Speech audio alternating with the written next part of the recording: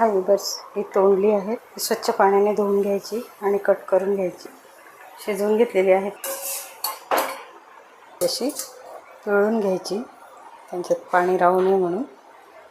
तर आपण थोडीशी पिळून घेतलेली आहे आणि याच्यातलं पाणी निघालं आहे. आता इथे मी थोडंसं वाटण काढलेलं आहे. कांदा, मिरची, लसूण, अद्रक, कढीपत्ता आणि शेंगदाणे अशा प्रकारे दरदरीत वाटून मसाला टाकून घेऊया. थोडी हळद, पुरतं मीठ, आपण वाटण केलेलं शेंगदाण्याचं ते त्याला चांगलं मिक्स करून घ्यायचं आहे.